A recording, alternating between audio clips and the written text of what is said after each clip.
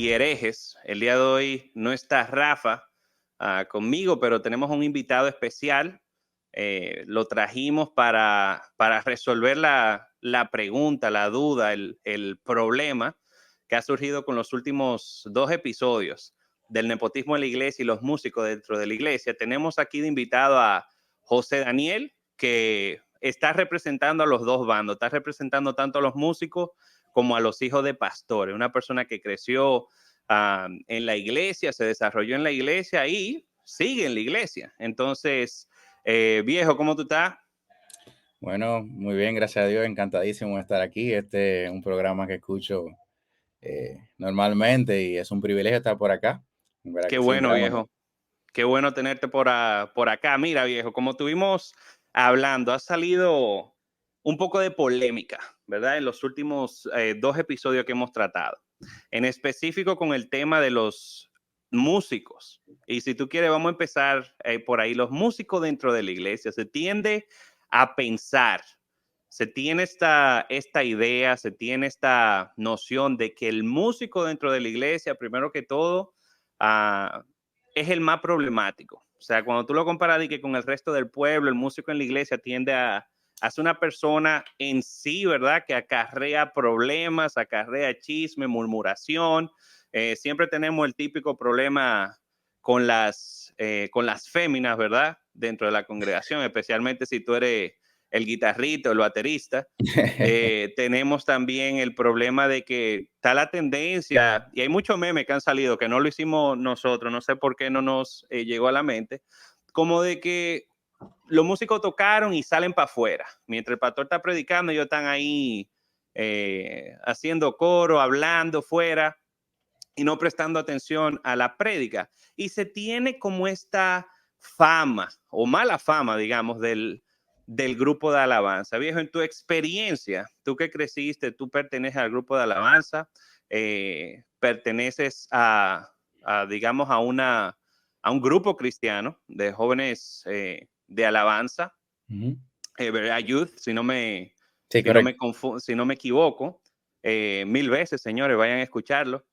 Eh, ¿Qué tú piensas de este argumento de que el músico en la iglesia trae como toda esta mala actitud?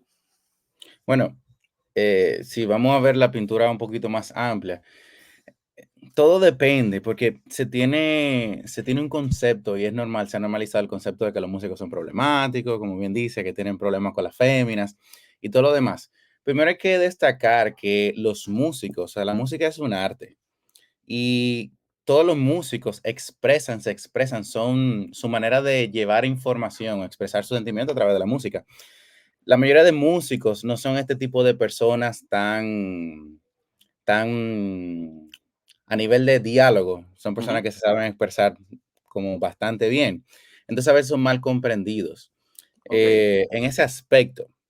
En otro, vemos que las iglesias, a los músicos no se le da el constante como seguimiento en el aspecto bíblico, doctrinal, capacitación. Y eso es algo que nos como afecta el nombre de los músicos, porque viste en iglesia está el tema de los músicos que son por contrato, uh -huh. músicos que se traen. Entonces, son personas, yo he visto muchas iglesias que están llenas de músicos que ni siquiera pertenecen a la misma iglesia. Entonces, tú tienes este tipo de músicos que no conocen la doctrina, son personas que tú no sabes cómo están espiritualmente, son personas que tú no sabes qué hacen en su día a día, tú lo traes a las iglesias, vienen con este tipo de mañas, como podemos decir. Entonces, manchan ese nombre que tienen los músicos, ¿sabes? Entonces, Claro. es una cosa que puede pasar. Y por ejemplo, viejo, ahí que tú tocaste un tema, o sea, realmente desconozco ahora mismo cuál es cómo se encuentra, ¿verdad? El estado de la iglesia en sí, en República Dominicana. Pero, o sea, es tan común esto, porque he visto que varias personas han tocado este tema, es tan común que se ve ahora como que a los músicos, bueno, le pagamos a una persona que venga a tocar, pero ni siquiera se están congregando aquí. He visto casos y sé que me voy a poner en una posición muy vulnerable porque todo el que me conoce sabe los lugares que asisto, pero he visto lugares donde no se ve ese trato especializado hacia los músicos, Claro, sino que son personas que simplemente sirven para tocar, ok. por así decirlo. O sea que en este caso, por ejemplo, se nota mucho, una desconexión, digamos, entre el músico y lo que es la parte de discipulado, como de verdaderamente formar un discípulo que no solamente sea de manera activa sus dones en talentos musicales como que se expresen, sino también que no se le está formando de una u otra forma en la parte discipular y ser discípulo de Cristo, o sea, ser un imitador de Cristo. Correcto. Y esto es una espada de doble filo, porque así como te lo digo, sé que me estoy dando. Y eso es algo que me da mucho dolor, ver cómo hay ministros del altar. Aclara, viejo, pero te está dando porque tú estás en desacato. No, no, me está dando porque no, no, no, tranquilo, tranquilo. Es que sé que es una necesidad, que también me he visto en esa misma necesidad. Sé que mi equipo Ujú. no es el equipo perfecto, top, para comparar y que pueda respaldar mis palabras, porque eso es algo. Yo digo algo, yo sé que van a venir, pero tu iglesia, tú sabes, ¿De es quién era que tú normal. estabas hablando Sí, cuando? exactamente, exactamente. Pero a lo que voy, lo ideal sería que cada ministro del altar tuviera el conocimiento pleno de las escrituras, porque tú no puedes ministrar o adorar algo que no conoces. Eso es lo primero. Bárbaro. Entonces, Buenísimo. por ahí es que fallamos. Eso es lo primero. Lo segundo, ¿cómo es posible que un ministro del altar no sea capaz de predicar, que no sea capaz de exhortar las palabras y no sea capaz de orar? Entonces, por ahí es que empezamos. O sea, quise darte la Claro. narrativa de la parte social, de que no son gente que no se sabe expresar, está el concepto del trato de la iglesia, pero lo esencial es que los músicos se han olvidado. Las iglesias no se han enfocado en preparar a sus ministros que están en el altar, lo ven simplemente como músicos. Y ese es el problema. Entonces, si tenemos personas que no trabajamos, no lo hacemos crecer, estamos propensos a que pasen este tipo de cosas. Dígase que yo tengo un músico que tenga problemas con la pornografía, que Ujú. tenga problemas con relaciones inadecuadas. Eso lo va a traer a la iglesia. O sea, si yo no trabajo eso, si yo no tengo personas que han decidido morir a su cuerpo, morir a ellos mismos y estar en el altar, por eso es que tenemos tanto problema en la adoración hoy en la iglesia. Y de ahí, si jalamos otro tema, jalamos lo que se cantan en las iglesias y cómo se cantan. No sé si me entiendes. Claro, viejo. No, buenísimo. Yo Ujú. creo que en esa parte como que agregarle le quitaría realmente. Y te digo porque creo que fue parte de nuestras, dentro de nuestras mismas conclusiones. Al final de cuentas, y es como mi forma en la que lo veo, la realidad es que a veces se tiene esta percepción porque el grupo de alabanza es expuesto. ¿A qué me refiero con esto? O sea, son personas que tú ves en el día a día, son personas que tú ves en el púlpito, así igual como tú ves al pastor, ¿verdad? Tú veas lo del grupo de alabanza, o sea, como que fuera de ellos es raro que tú veas como otra gente, tal vez tú identifiques un líder por aquí, por allá, pero lo constante siempre, domingo tras domingo, sábado tras sábado, si tú tienes tu grupo de jóvenes los sábados, si tú tienes el servicio de los miércoles, que hay muchas iglesias que tienen ese servicio al medio, es que tú veas a los músicos. Entonces, como que yo diría que la vara que se le ha puesto al ministerio de alabanza, siempre la ponen un poquito por encima de lo que es el resto del pueblo. O sea, tú ves el pueblo haciendo como lo que le da la gana, pero el día que alguien de alabanza se equivoque, como vamos a arrancar a tirar piedra para arriba. Y Mucha la como bien tú cabeza. decías, es como una espada de doble filo, porque por la misma vara que yo estoy midiendo a lo del equipo de alabanza, me tengo que estar midiendo yo. Tengo que estar Correcto. como medido a esa misma vara. Entonces, otro punto que tú tocaste, viejo, ahí, con el tema de que me gustaría tal vez desarrollar un poquito más, ¿cómo tuvieses o cuál fuese el modelo que tuviera como correcto para, para una persona pertenecer al grupo de alabanza? Para Mira, evitar, por ejemplo, que se lleguen, ¿verdad? A estos puntos ¿cómo tú dirías, viejo, José, cuál sería tu plan? Vamos a ponerlo de esa forma, para erradicar esta fama dentro del grupo de alabanza. Si tú pudieses empezar y te dieran ahora mismo como un papel en blanco y tú dijeras, mira, yo quiero seguir estos pasos para limpiar el nombre del grupo de alabanza. En defensa, tú vienes ahora en defensa del grupo de alabanza. ¿Qué tú harías? bueno, primeramente es crear un plan de capacitación ministerial para mis músicos. Porque bien es cierto, lo primero que se anda buscando es que sean personas que sean capacitadas, que sean personas aptas para cumplir su función, porque obviamente tú no vas a traer a una persona que no sepa hacer bien su función, si es cantante, si es músico. Eso es bueno tenerlo presente. Pero crear un plan discipular, un plan donde se capacite a las personas, donde ellos puedan aprender a ser ministros. Pues no es tan solo tocar. yo puedo encontrar un músico en cualquier parte. Ujú. Sean personas que sepan tocar el corazón de Dios, sean personas que sepan ministrar a través de su instrumento, que sepan la importancia de lo que está haciendo, porque el altar tiene la capacidad de exponerte. Por eso, como bien decía, por eso es que son personas que vemos y lo que hacen es muy presente, porque es que el altar te expone normalmente. Entonces, si tú estás en pecado, eso se va a exponer y la gente lo va a ver.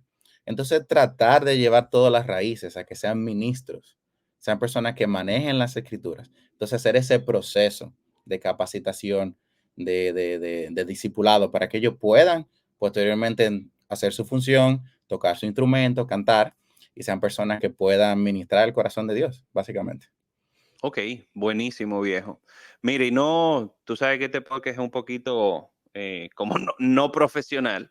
Normalmente lo normal en una entrevista es como que el entrevistado se presente y como que dé a conocer un poquito más de tu background, porque ahí yo hablo un poquito, pero creo que no expuse todo, viejo. Ahí yo quisiera que tú tomes un tiempito Claro. para hablar de ti, o sea, cuál ha sido tu proceso, como bien dije, o sea, tú eres una persona que creció en la iglesia, eh, ha estado no solamente de manera activa en el ministerio, sino que fuera también eres hijo de ministro, o sea, te ha tocado como vivir expuesto siempre. Yo Correcto. quisiera que tú hables un poquito de ti, de tu testimonio, tu crecimiento en la iglesia, cómo llegaste a lo que es alabanza y al mismo tiempo, cómo fue tu crecimiento siendo hijo de pastor. Bueno, desde que tengo memoria estuve envuelto en asuntos de iglesia, ya que mis padres decidieron formar la congregación ya cuando tenía casi un año de nacido y empezaron una marquesina. Y el Señor lo fue llevando y fue creciendo todo muy bonito. En verdad, el Señor se ha glorificado a través del ministerio que mis padres empezaron.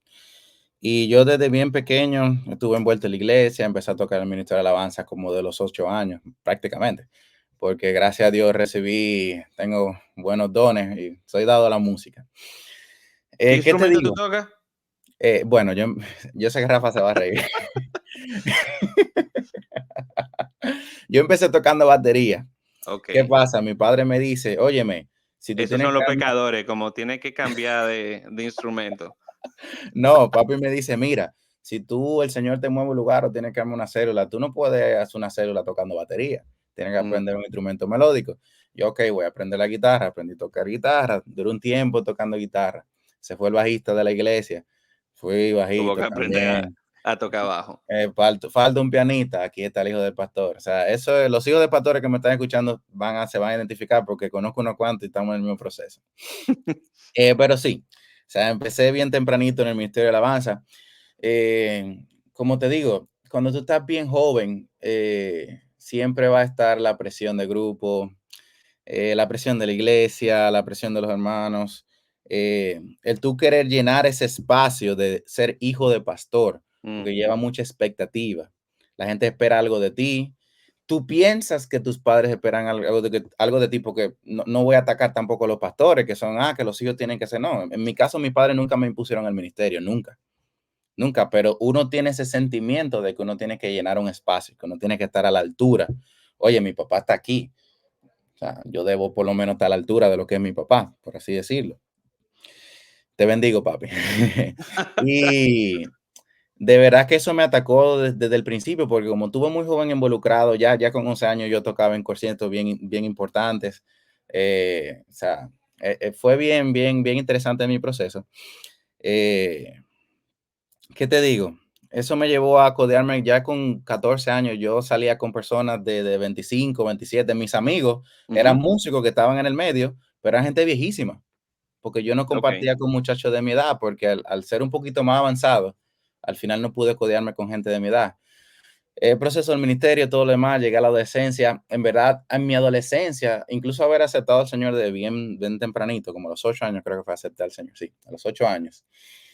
En mi adolescencia yo viví una cristiandad por lo que aprendí a mis padres. O sea, yo Ok. iba a la iglesia los domingos, tocaba en el Como ministerio de por alabanza. costumbre. Por costumbre, exactamente. Yo tocaba, se me daba bien tocar, todo muy chévere, me gustaba tocar con los muchachos, salía a todas partes, me invitaban a tocar a tal iglesia y todo muy chulo. Pero no tenía una relación con el Señor. Realmente no. Yo puedo mirar hacia atrás y digo, o sea, yo lo hacía por costumbre.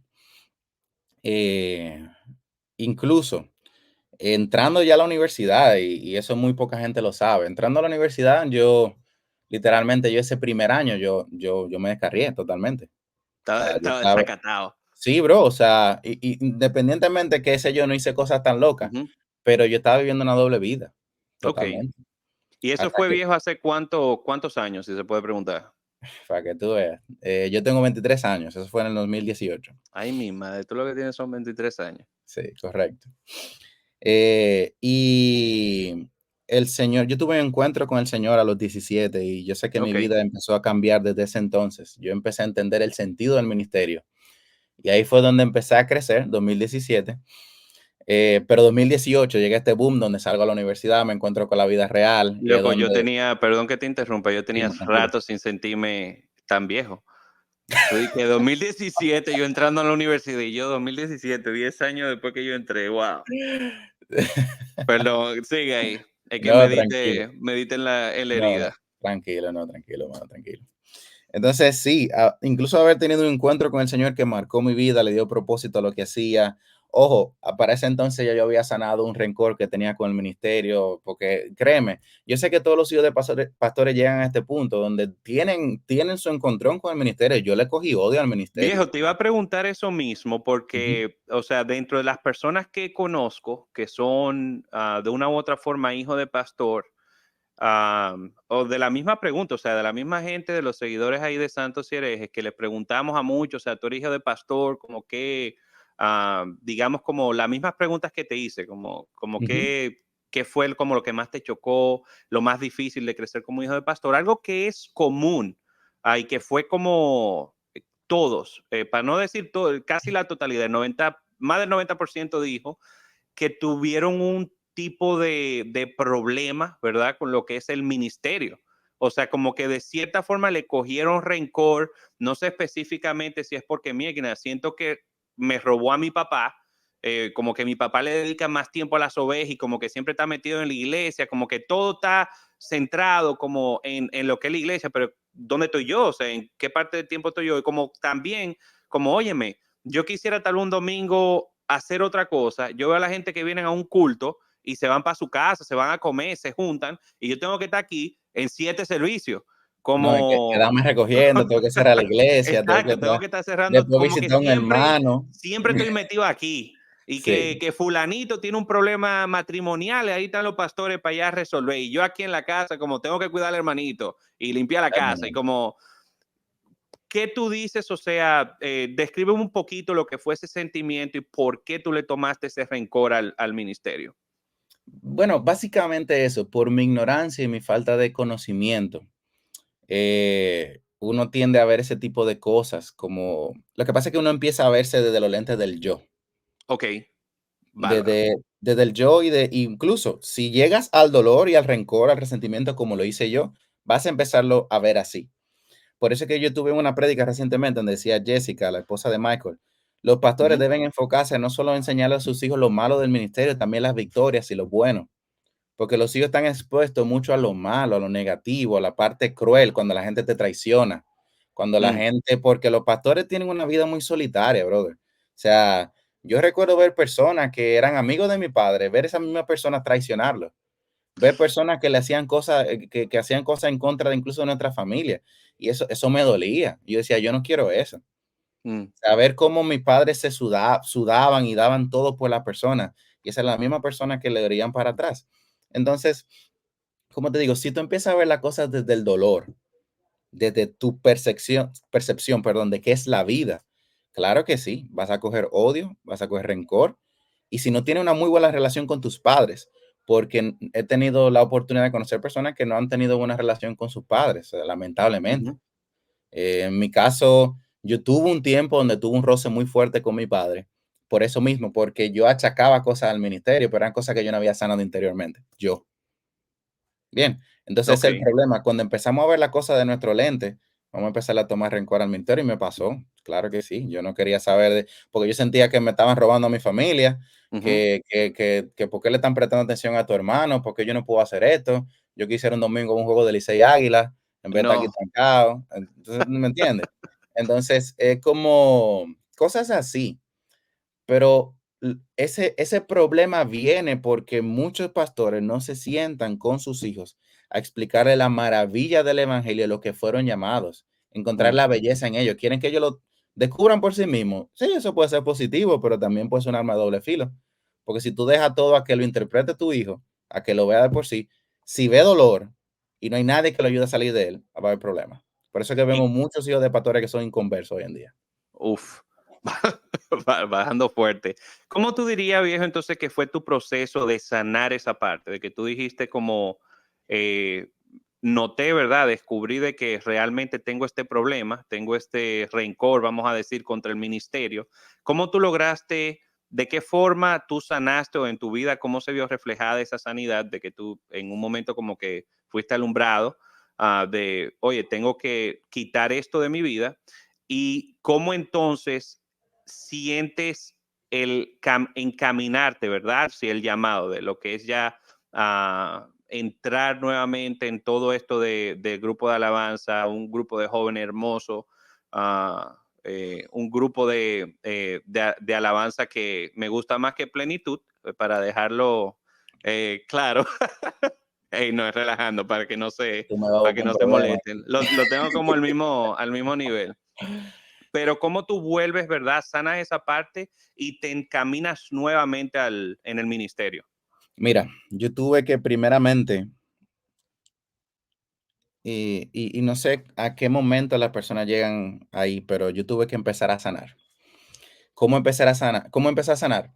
Hablando Mm, con mi padre, sincerándome. Yo le dije, mira, tengo esto en contra ti, tengo esto, me pasa esto.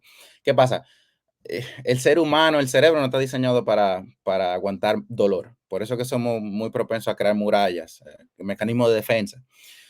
Pero algo que me sanó fue sincerarme con mi familia, con mi padre. Eso me transformó. De tener una relación de mi padre, yo hablar con él apenas, porque mi padre es el mejor padre del mundo. Y sus enseñanzas y su crianza es sobrehumana. Yo sé que si mucho de lo que mi padre me hubiese enseñado desde que estoy bien pequeño, yo no estuviese aquí. Pero había cosas que yo no entendía y me sinceré con él, hablé con él, lloramos juntos, reímos juntos ese día, lloramos más que reímos, que reírnos. Pero cuando yo sané eso en mi corazón, brother, mi vida cambió. mm, Cuando yo liberé y entendí el porqué de todo, yo cambié, porque dejé de ver las cosas bajo mi lente del dolor, desde el yo. ¿Por qué yo debo ser más importante que la misión de Jesucristo? Pero es que bárbaro. no entendía la misión de Jesucristo. Bien. Mm, Entonces, el precio que hay que pagar, o sea, la belleza del precio de lo que hay que pagar, y eso no se enseña mucho en la iglesia. En la iglesia se enseña mucho prosperidad y muy mucho que bonito, bendición y exacto. todo, pero a ti no te enseñan que el evangelio es sacrificio. Los Mm, discípulos dejaron su vida. Eso no era fácil, pero eso no se nos enseña. Entonces, en resumen, cuando yo sané eso, empecé a ver el ministerio de una forma distinta. El ok. Señor transformó mi vida. Te dije, en 2017 tuve un encuentro con el Señor que me transformó por completo, pero me topé con una piedra. Cuando llegó el 2018, entré a la universidad, tuve un tropiezo fuerte porque la presión del grupo, yo era un muchacho que venía a estudiar al colegio cristiano, nunca había sido expuesto al mundo de esa manera, el mundo me dio mi Te dio batazo, de chocarte de frente. choqué de frente, pero hasta que tuve que recapacitar y tuve que arrodillarme y pedir perdón, así como hizo David, Señor, contra ti he pecado, o sea, lo he hecho mal, he estado viviendo una doble vida. Y luego empecé a entender la belleza del ministerio y fue porque el Señor en su misericordia tocó mi corazón, me restauró, me rescató. Y ahí empezó mi proceso de transformación, de cambio. Mi padre, como nuestra relación se volvió maravillosa, tuve la confianza necesaria. Y eso invito a todo el que esté escuchando aquí. Yo sé que esto va a sonar muy difícil, pero uno de mis mejores amigos, respetando su posición, es mi padre. Mi padre sabe todo lo que he hecho, lo que hago, cómo pienso. Y yo creo que es una de las bendiciones más grandes que la iglesia se está Ujú. perdiendo, honrar a los padres, a los hijos. Hijos, honren a sus padres. Su padre es el primer recurso que le dejó Dios a ustedes para guianza. Y yo sé que el rencor, el dolor y quizá la situación familiar no te permita verlo, pero a mí eso fue lo que transformó mi vida totalmente. Entonces empecé a crecer con mi padre me enseñó a instruir. Como estuve trabajando en la alabanza, papi siempre dice algo, yo nunca posiciono o el presbiterio, nunca posiciona a alguien en un lugar que ya no ejerza previamente. Yo Ujú. estuve en el Ministerio de la Alabanza de los 8 años. yo nunca forcé para empezar como director de alabanza, pero a finales de 2019 tuve la oportunidad de ser director de alabanza, tan joven. Y fue Bárbaro. por ese proceso y fue todo tan rápido. El Señor me restaura, mi padre me cae encima, me trabaja, disipula, empiezo yo las capacitaciones, todo lo demás. El director de alabanza para ese tiempo ya llegó a una edad significativa, ya él entendió que no podía seguir. Sí, Avanzada, no, como no, pues no, él es ya, joven, ya él no, es joven, él es joven, pero ya sus ya responsabilidades como que familiares. no estoy en esta. Sí, porque ya él llegó a un punto donde quería dedicarse más a su familia, tenía muchos años, fue nuestro primer director de alabanza desde el 2000, cuando la iglesia se formó, o sea, O desde sea ese que ya tenía un entonces, tiempo. claro, el mejor amigo de mi padre incluso, porque fue entre ellos mismos que empezaron la iglesia, o sea, empezaron bien juntitos y hasta el día de hoy. Entonces, que incluso cariñosamente es mi tío, de estos tíos Ujú, políticos que tú tienes, yo lo, lo, claro. lo, lo aprecio de esa forma. Y yo entro al Ministerio de Alabanza y fue un reto porque tú eres joven, tiene todo este brillo del evangelio y esta energía para llevar toda esta Y idea como nueva, ese celo también de ese que yo vengo celo. aquí a romper, a cambiar, a Y reestructurar, voy a destruir, voy a volver a construir. no, papi tuvo que agarrarme porque yo iba a sacar a todo el mundo. Yo iba a sacar a todo el mundo. Yo estaba como que no, esto no se hace, esto sí se hace. Entonces, papi me instruyó muchísimo en ese proceso, mi antiguo líder también, y fue un proceso muy bonito de crecimiento. Al principio fue retante porque tú tienes 19 años, tú estás lidiando con personas mucho mayores que tú y dicen cómo este carajito viene a decirme que yo estoy haciendo cosas malas. Entonces, fue un proceso, pero fue bien hermoso. O sea, yo le doy gracias a Dios por cada temporada, cada proceso. Fue maravilloso. Y ahí fui fogueándome en el estudio de la palabra. El Señor fue encendiendo en mí una pasión por las escrituras. Rafa fue, y lo reconozco en este proceso, Rafa es uno de estos amigos que yo atesoro en mi corazón porque fue una de las personas que empezó a abrir ese camino para mí en Ok. muchas áreas de mi vida, desde el 2013, desde que conozco a Rafa. Y Rafa siempre me estuvo instruyendo, hey, brother, tienes que leer este libro, brother, tienes que hacer esto, mírate esta conferencia, acompáñame a Jesus Image, vean a esto, a aquello. Y yo siempre era muy escéptico al principio, porque yo tengo esta mezcla bauticostal, Sí, que estamos en la misma. Que exactamente, yo tengo que calmar a Rafa de vez en cuando. exactamente. Entonces, por ejemplo, yo tengo esta percepción y Rafa me cae encima con esto. Y yo, brother, estate quieto, o sea, Déjame en paz. deja la intensidad, pero encontré la belleza en lo que él me decía. Él siempre me decía algo que es un relajo que tenemos muy interno. Él me dice, bro, tú tienes que pagar el precio. Pues él decía, Mm. Rafa, pero siéntate conmigo, vamos a hablar. Préstame tus libros. No, no me prestó ningún libro nunca. Rafa es celoso con los Dijo, libros de él, yo no entiendo. compre lo suyo. Exactamente, Rafa me decía, compre lo suyo, mi hermano. Y yo como que no entendía hasta que empecé. Brother, y cuando empecé entonces a estudiar la palabra de manera intencional, empiezo a leer la escritura, empiezo a ver exponentes de la palabra, los primeros reformadores, las Ujú, personas que empezaron a llevar el evangelio del inicio, los movimientos que empezaron a surgir desde el 2000 hasta acá, porque soy generación Z. ujú. Entonces vi los movimientos anteriores, cómo el Señor ha hablado al pueblo a través del tiempo, lo que Él quiere decir, cómo se manifiesta. Empecé a ver entonces la manifestación del Espíritu Santo, que sanidad, que este tipo de cosas, comprender todo esto. Y mi mente se abrió, brother, y de verdad que desde ese entonces, o sea, yo me he enamorado del Señor como nunca. Y pasó 2020, pandemia, estuve en el liderazgo de jóvenes, 2021 entregué el Ministerio de Alabanza. Fue muy breve, mi periodo fue muy breve, pero pude dejar personas que se encargaran correctamente del área, porque algo que estuvo hablando Benny, por cierto, este fin de semana pasado. Señores, Benny Hinn, para aclarar, líder amado por Rafa. No es Totalmente. de lo mío, pero hay que mencionarlo porque Rafa ese es su mentor. Sí, sí, no es el pastor de Rafa. Muchacho, cuando Benny Hinn aparecía, yo veía a Rafa que estaba aplaudiendo y levantando Gritando, la mano. llorando así. Sí, no, no, chacho, eso fue impresionante. Eh, no me mate, Rafa. Pues bien, pero sí, él decía que uno debe entender a lo que fue llamado. Mm, Si uno atiende al llamado incorrecto, puede incurrir en cosas que lleven a malas prácticas, a cosas que no son correctas. Entonces tú tienes que entender tu llamado. Yo sé que mi llamado es enseñar, es la enseñanza. ujú. Independientemente el Señor me llenó de dones, tengo la facilidad de hablar con personas. Pero yo sé que mi totalidad no estaba en el ministerio de alabanzas. Y no es disminuyéndola para nada, en lo absoluto, por eso no es mi llamado. O sea, no diciendo que ustedes los de alabanza son una basura, para nada. Óyeme, la No es. alabanza es vital.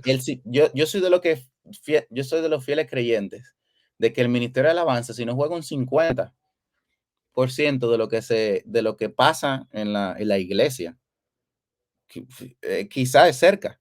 Ujú. Porque el ministerio de alabanza es lo primero que se ve. Tú llegas a la iglesia y lo primero que te recibe es un momento de adoración. Y las personas que están ahí indirectamente impactan tu vida, cómo viven, cómo se comportan, cómo hablan, incluso fuera de ahí. Entonces, lo que se ministre, la forma en que se haga, va a influir mucho en la congregación.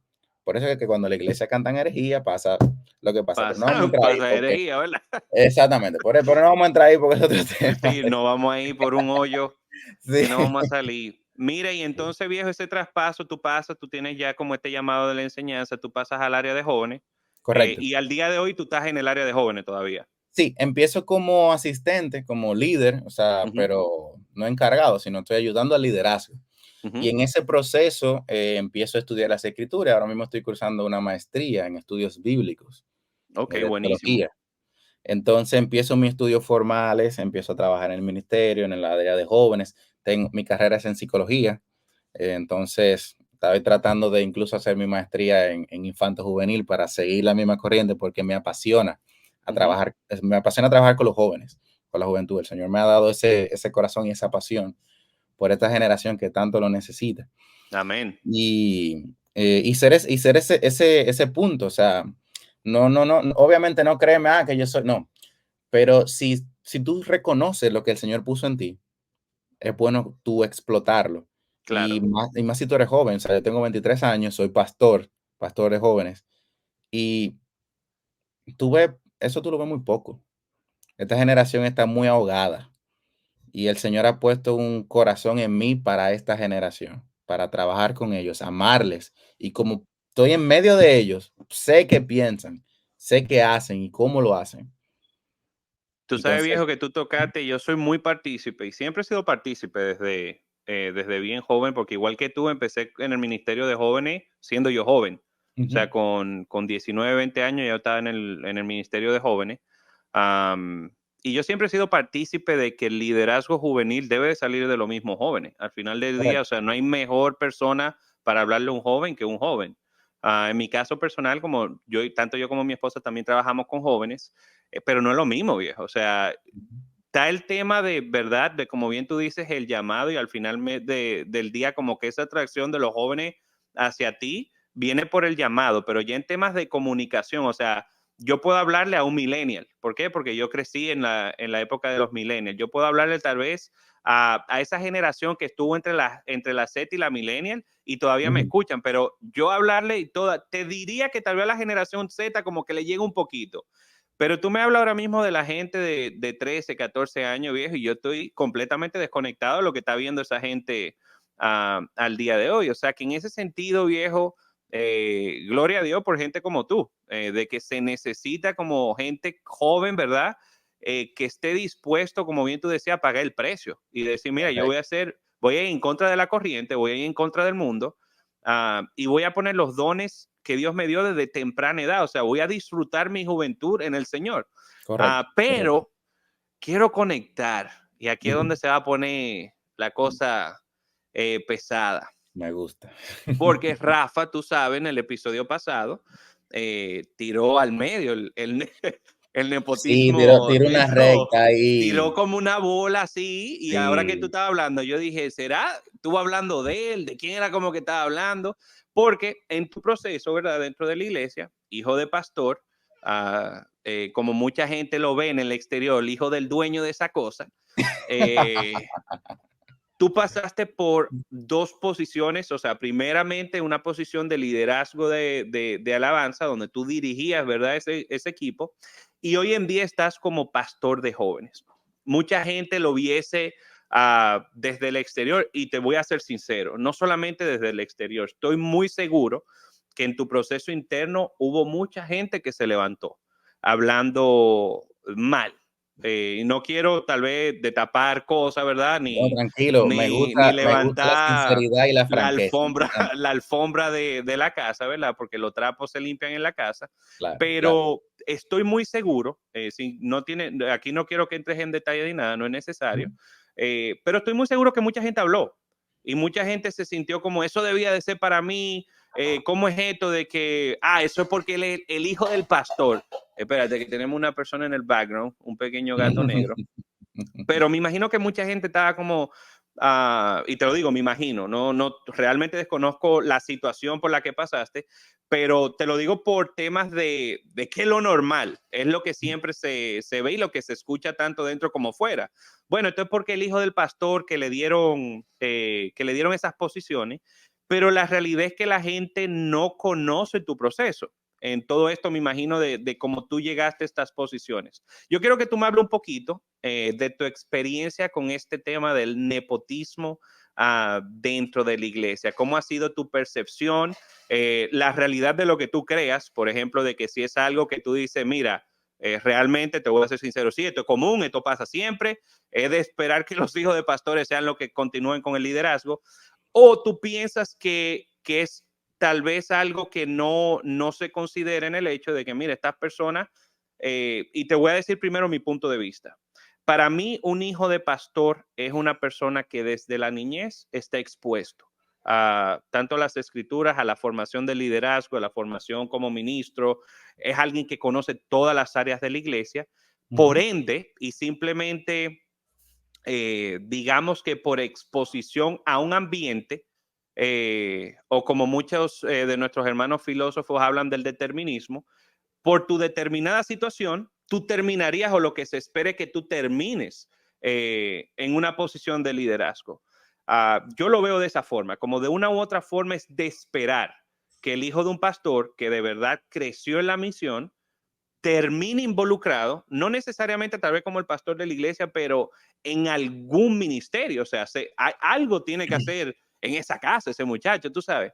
En tu experiencia, ¿cómo fue esto de crecer o digamos como el nepotismo dentro de la iglesia? Tú pasando a posiciones de liderazgo y tal vez un poquito, si te atreves a ser así como abierto de tu experiencia con este sufrimiento Ok. de lo que es ser hijo de un pastor y de estar en posiciones de liderazgo. Bueno, mi primera posición, como bien te decía, fue a los 19, en el Ministerio de Alabanza. ¿Qué te digo? En mi caso, que por eso te digo, va a ser un poco diferente a lo que en muchos casos porque te voy a hablar de mi perspectiva. Ujú. Mi padre nunca me impuso el ministerio. Y eso yo lo reconozco y se lo aplaudo. Mi padre siempre desde pequeño me dijo, tú en serio lo quieres. Ujú. Tú quieres participar de eso, porque ojo, o sea, yo soy, como tú dices, por la misma exposición, vengo conociendo todos los procedimientos de la iglesia, manejo la palabra desde joven, conozco un sinnúmero de cosas, me va muy bien en la música, conozco los procedimientos de tratar a las personas, sé cómo se maneja el liderazgo, el presbiterio y todo lo demás. Entonces, para ese entonces, porque, ojo, yo no fui el primer director de alabanza. Bueno, luego de mi tío, yo creo que esa fue la parte que chispié. Luego de mi tío, hubo una transición, porque fue que hice un salto. Un salto. Hubo mi tío, hubieron personas que participaron en el proceso, volvió mi tío, y ahí es donde vengo yo otra vez. Ok. Entonces, eso fue, por ejemplo, hubieron 2 o 3 directores, además de mi tío y yo. Eh, Y sí, o sea, yo estuve bajo la dirección de ellos y no hubo ningún problema. Lo que pasa es que para esa temporada, en ese proceso que estaba viviendo la iglesia, la persona que más hacía sentido, lo veo yo así, la Ujú. persona que más hacía sentido era yo, porque obviamente somos una iglesia pequeña, 250, 300 miembros. El grupo de alabanza, algunas 10 personas, 15 personas, no éramos muchos. Y yo creo que la persona entonces para ese entonces, porque ojo, todo lo que, tanto esa posición como la que tengo ahora fue consensuada por el presbiterio. Papi nunca la puso, Mm. él nunca Que la quede, propuso, que quede claro, que que no quede fue. claro. Incluso el pastorado que tengo hoy fue pedido y él lo consultó conmigo. Y él me dijo, mijo, eso es lo que tú quieres. Él me dijo, yo no te impongo nada, esta iglesia no tiene mi nombre, esto no es un negocio familiar, ni esto es una monarquía, ni que porque tú yo sea pastor, tú vas a ser pastor. Él me lo preguntó muchas veces, mi papá se sentó conmigo muchas veces y me dijo, Y en te verdad decía, es tú lo que el estás Señor... seguro que tú quieres esto, tú estás seguro que Exactamente, él esto es me lo que dice, el yo Señor no te está quiero... diciendo. Sí, porque él me puso claro, lo más doloroso es tú hacer ministerio con algo que tú no te sientes cómodo, algo que tú no fuiste llamado. Eso es Mm, lo más incómodo, eso es una tortura, porque él sabe el precio que hay que pagar. Entonces, que tú no estás dispuesto a correr ese precio y tú asumirlo como que tú piensas que la iglesia es un negocio, ya porque ese es mi papá, ese es mi iglesia, y que no sé qué, eso no, para nada, para nada. La iglesia se va a hacer conmigo sin mí. Yo no soy el primero ni voy a ser el último. Entonces, papi siempre me puso eso claro. Entonces, en el 2019, la persona que me hacía sentido para correr esa posición era yo. Pero yo entendiendo eso, cuando tuve el chance y vi que se capacitó otra persona para hacerlo, yo cambié. Yo cambié porque yo sabía que yo no necesitaba permanecer en ese lugar. Y no porque no es bello en sí, sino no es mi llamado, simplemente. claro, No es mi llamado. Entonces, en este caso, en cuanto a pastor, yo no lo andaba buscando y el Señor sabe que sí. Y el Señor me llamó a la enseñanza. Pero gloria a Dios que uno de los métodos que tú puedes enseñar a través del pastorado. claro. Gloria a Dios. Si hubiese sido otra cosa, también yo la tomo. Pero no era algo que yo estaba buscando, ni que se lo dije a papi. Papi tampoco tenía eso mucho en mente. Pero por el proceso en que vive mi iglesia tiene dos pastores asociados.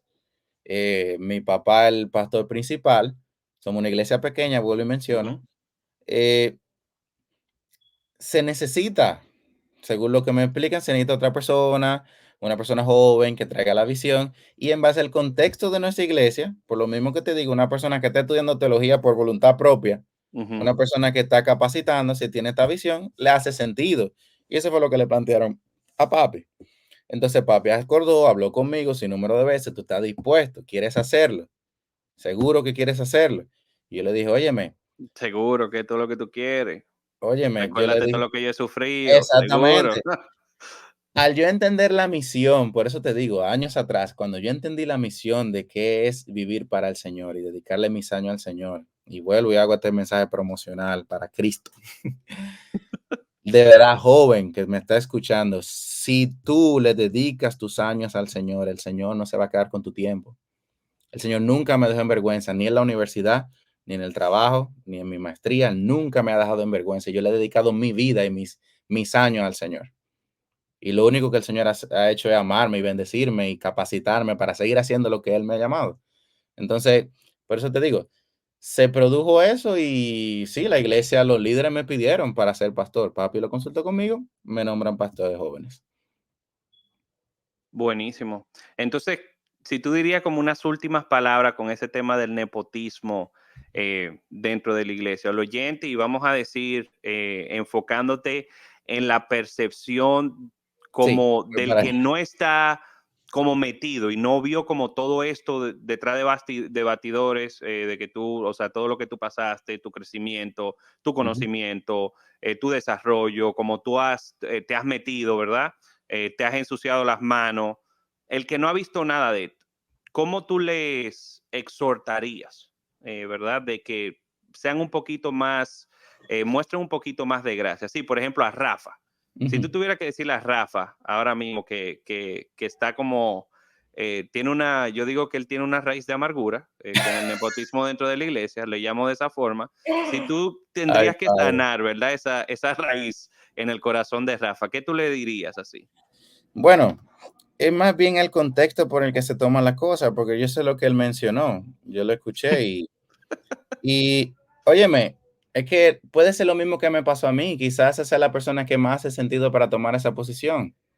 O Mm, sea, porque una persona que está expuesta a los mismos mecanismos, conoce los procedimientos, ¿y quién más que esa persona? O sea, por eso digo, algo que él y yo debatimos aquí, porque él estaba conmigo hace unos días aquí en Orlando, algo que debatimos, y es que el nepotismo no es negativo totalmente, en muchos ujú. de los aspectos, también es positivo, por eso mismo que hablamos. O sea, si esa es la persona que literalmente está dispuesta y está expuesta a ese tipo de cosas y puede hacer el trabajo, ¿quién más? Que tú traer una persona que no conozca nada o no conoce a los que están adentro, traer a un extraño.